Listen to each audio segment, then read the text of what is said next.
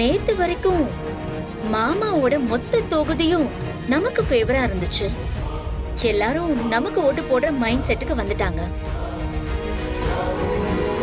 ஆனா இப்போ இன்னைக்கு அவரை காணாம போய் எல்லாத்தையுமே தலைகீழா மாத்திட்டாரு.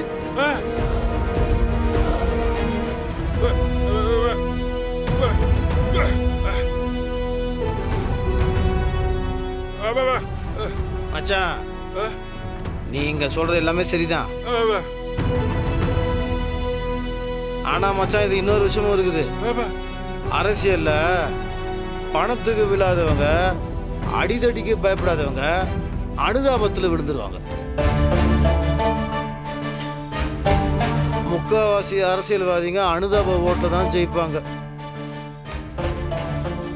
அதை தான் இவங்களும் ஃபாலோ பண்றாங்களோன்னு எனக்கு தோணுது. நோ, எனக்கு ஒரு டவுட்டு.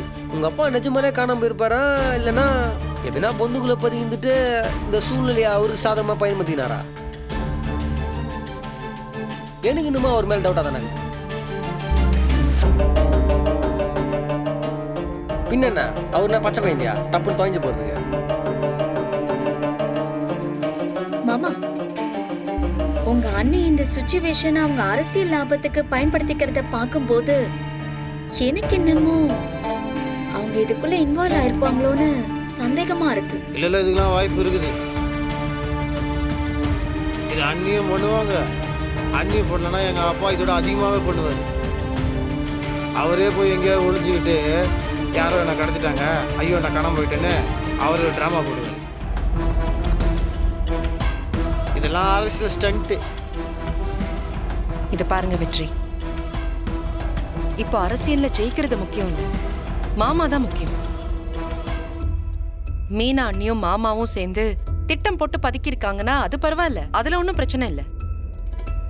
ஆனா நிஜமாவே மாமா ஏதாவது ஆபத்துல மாட்டியிருந்தா, நம்ம எதிரிங்க யாராவது அவரை கடத்தி வச்சிருந்தா, அதையும் நம்ம யோசிக்கணும்ல. இத பாருங்க, முதல்ல அவர் எங்க இருக்காரு, எப்படி இருக்காரு, அதை நம்ம கண்டுபிடிக்கணும். அதுதான் முக்கியம். அதுக்கப்புறம் இந்த எலெக்ஷன்ல ஜெயிக்கிறது அதெல்லாம் நம்ம அப்புறம் யோசிக்கலாம். உங்க நல்ல மனசு உங்க மாமனார் நல்லா இருக்கணும்னு நீங்க நினைக்கிறீங்க. அவருக்கு ஒன்றும் ஆகாதுங்க. ஆனால் அவரை பார்த்தீங்களா, உங்களை தோக்கடிக்கிறதுக்கு பயங்கரமான ஸ்டண்ட்லாம் பண்ணிட்டு இருக்காரு.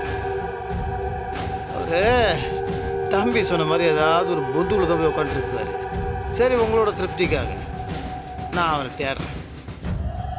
பசங்கிட்ட சொல்லிடலாம், போலீஸ்கிட்டையும் சொல்லிடலாம். இப்போ அதை விட ரொம்ப முக்கியமான பவர்ஃபுல்லான ஆளுங்க அரசியல் யாருன்னா ரவுடி பசங்க. நம்ம பசங்க நிறைய பேர் இருக்கிறாங்க. சொன்னான்னு வச்சுக்கோங்களேன், அப்படியே தொக்கா தூக்கிடுவாங்க. நல்லது நடக்கும். ரேவதி, ஒரு நிமிஷம். சரிங்க.